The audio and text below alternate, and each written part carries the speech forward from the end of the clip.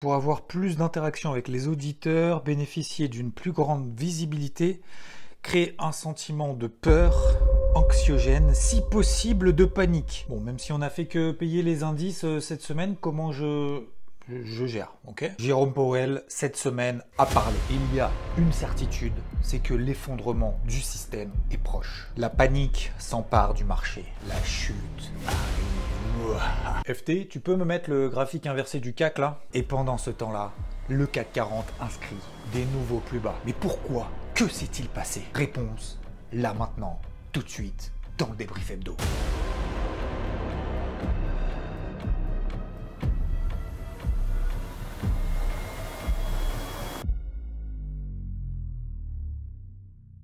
Avant de voir ensemble les détails de la réunion de la Réserve fédérale américaine qui s'est tenue, oui, cette semaine, la Banque d'Angleterre a également relevé ses taux directeurs de 75 points de base. Ils sont désormais à 3%, leur plus haut niveau depuis 2008. Et la Banque centrale d'Angleterre a bien dit qu'il n'y a pas besoin de les augmenter plus pour ramener à notre objectif d'inflation de 2%. Pourquoi? Eh bien tout simplement parce qu'on va entrer dans une récession tout au long de l'année prochaine. Donc la récession s'en chargera. Le ton de la Banque centrale d'Angleterre est donc plutôt dovish. Et elle essaye également de se projeter en se disant si jamais on augmente les taux directeurs au-delà de 5%, 5,25%, alors l'Angleterre serait plongée dans la plus grande récession depuis la Seconde Guerre mondiale. C'est-à-dire 8 trimestres consécutifs de contraction d'activité, et c'est alors que l'inflation tomberait à zéro dans les 3 prochaines années. Pour le moment en tout cas, l'inflation devrait rester au-delà des 10%, et ce pour les 6 prochains mois, et à plus de 5% tout au long de l'année 2023. Sachant que toutes ces prévisions n'incluent pas le projet du Premier ministre,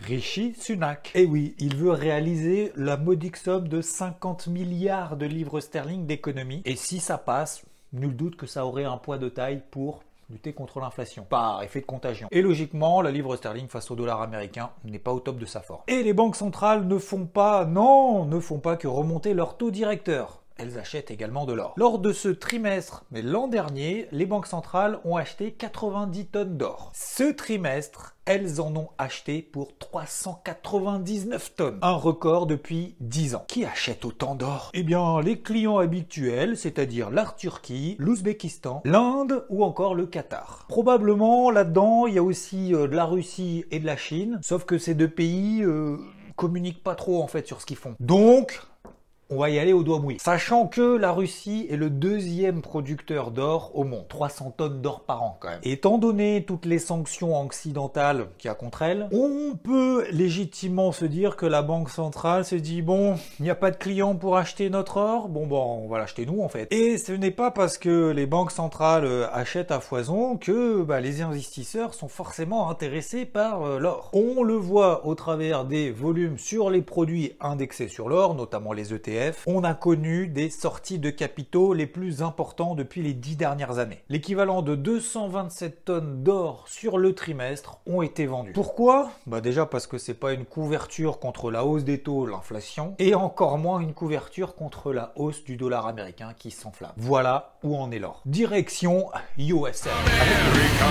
Avec l'inflation persistante et la récession imminente, les républicains pourraient reprendre la Chambre des représentants. Je ne vais pas me noyer dans les détails, mais pourquoi est-ce qu'on parle des élections de mi-mandat? Eh bien parce qu'historiquement, les actions progressent après les élections de mi-mandat. Historiquement, depuis 1946, sur les 19 élections de mi-mandat qui ont eu lieu, pour parler français, donc sur les 19, il y en a 17 qui ont donné 6 mois après les élections de mi-mandat, une performance supérieure à ce qui s'est passé pendant les 6 mois précédents. En gros, il y a plus de chances que ça monte que ça baisse. Parler franchement. Pas plus de chances par rapport à ce qui s'est passé, quoi. Disons que, voilà, j'ai pas de boule de cristal.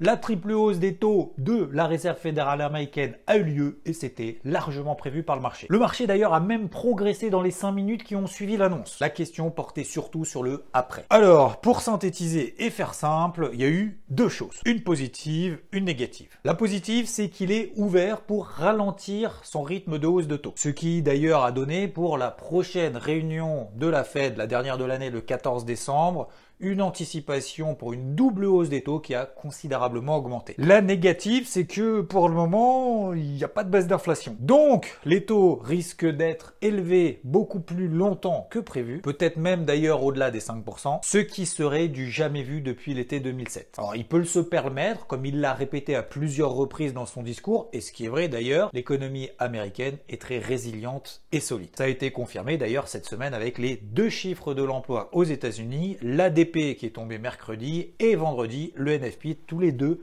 étaient largement meilleurs que ce qui était prévu en termes de création d'emplois sur le mois précédent. On avait même vu d'ailleurs la semaine passée que le PIB aux États-Unis pour le 3e trimestre, la première estimation était mieux que les 2,3% attendus, 2,6% de croissance. Alors, est-ce que c'est bien ou pas bien ?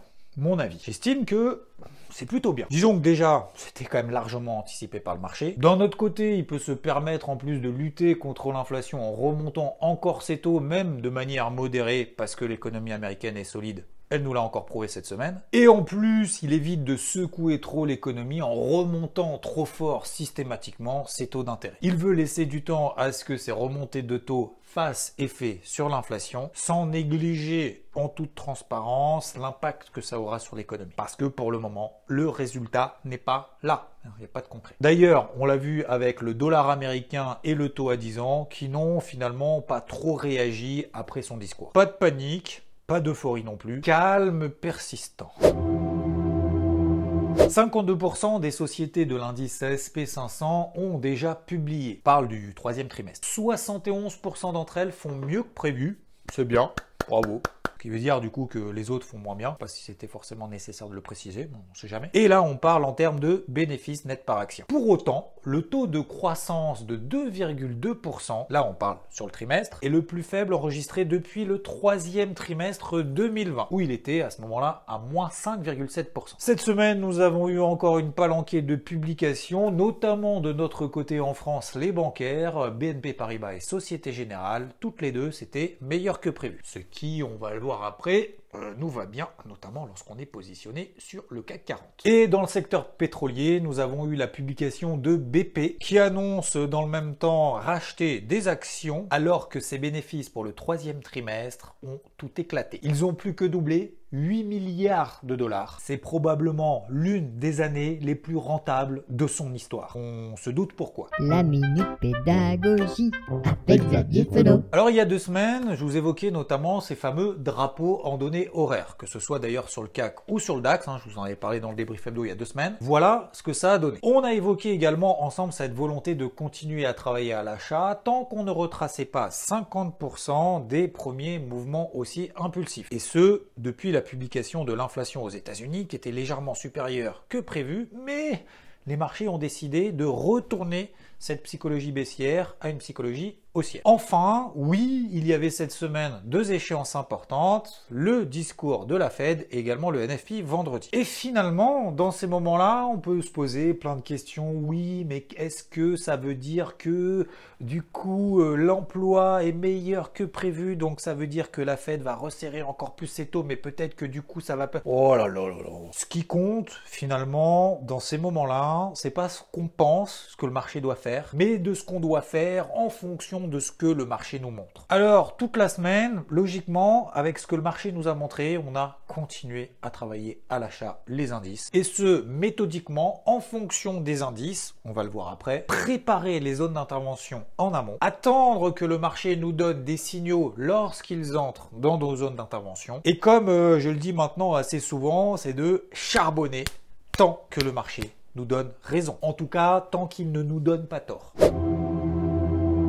Les indices européens ont été beaucoup plus forts que les indices américains cette semaine. Même si on l'a vu, je sais pas d'ailleurs si on l'avait dit dans le débrief hebdo, on l'avait dit dans le Morning Mood je crois, non? La performance de l'indice Dow Jones sur le mois d'octobre a été la meilleure performance du mois depuis 46 ans. Hashtag bear market. Donc, je disais oui, les indices européens plus forts que les indices américains, et ça tombe bien, puisque comme je vous le partage depuis maintenant un certain temps, puis je vais continuer à le faire du coup, je vous partage tout ce que je fais sur l'indice CAC, que ce soit en moins-value latente ou pas. Et après avoir accompagné donc le CAC jusqu'à 6250 avec une dernière position à 6105 points, qui semblait être pas très bien timée, et ben finalement, on est retourné, je suis retourné encore à l'achat sur cette zone des 6200. Et oui, le but c'était d'attendre justement des replis, de ne pas acheter non plus n'importe où, d'attendre un repli après la Fed, d'attendre cette période un peu de digestion des marchés, de voir s'il y avait une réaction positive. Le marché a réouvert le jeudi. Il a commencé à donner des réactions positives. J'ai su aller 6220. Premier objectif atteint dans la foulée. Deuxième objectif 6492. D'ailleurs, au moment où je tourne la vidéo, je ne sais pas s'il a été atteint avant vendredi soir. Bref, preuve encore une fois que c'est pas parce que ça a beaucoup monté qu'il y a plus de chances que ça baisse. Et plus sérieusement, qu'une tendance se prolonge X fois et ne se retourne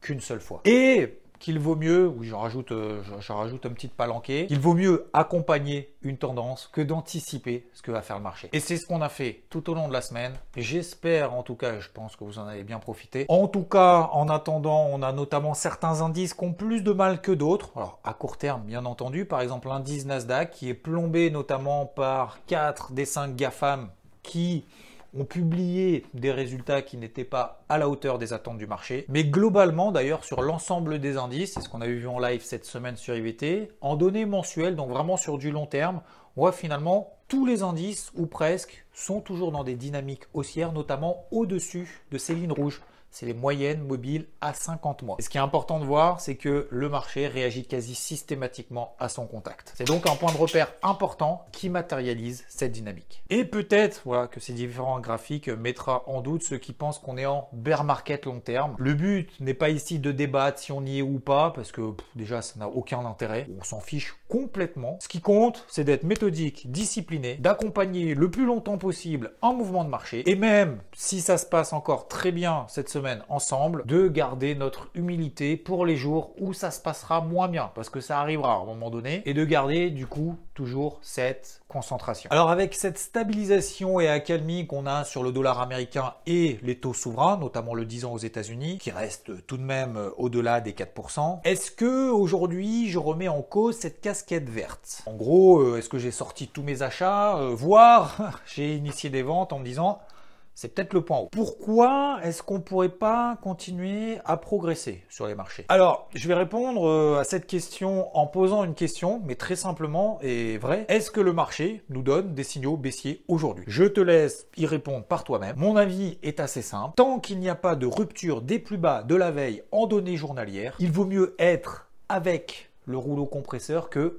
se mettre en face. Comme je l'ai rappelé la semaine dernière dans le débrief hebdo, oui, le potentiel est encore là. Oui, on arrive, voire on est déjà sous des zones de résistance importantes. Je pense qu'il faut faire assez simple dans ces moments-là et de se dire, bah oui, à un moment donné, s'il y a un flux baissier horaire qui se met en place, ok, on va pas s'y opposer. Et à ce moment-là, quand on passera en dessous de zone support, ok, on arrêtera les achats. Mais pour le moment, ça marche. Tous les jours presque. Alors on utilise quoi? Des points de repère, des moyennes mobiles par exemple, 20, 50, en horaire, en H1, en H4. Le plus important c'est de se mettre des gros niveaux d'invalidation. Et si on passe en dessous, on lâche du lest. Arrêtons d'essayer de choper systématiquement les points bas, les points hauts sur tous les mouvements. Ça ne marche pas, ça marchera une fois sur 20, une fois sur 50. Super, t'es le roi du pétrole quand ça marche, mais les 49 fois autres, qu'est-ce que... Bon bref. Donc encore une fois, cette semaine, cette stratégie optimiste d'essayer de voir le verre à moitié plein à fonctionner, mais surtout de méthodologie technique. Dans le sens de ces tendances et de ces impulsions, c'est vraiment la chose à retenir. Est-ce que aujourd'hui j'ai des éléments tangibles pour abandonner?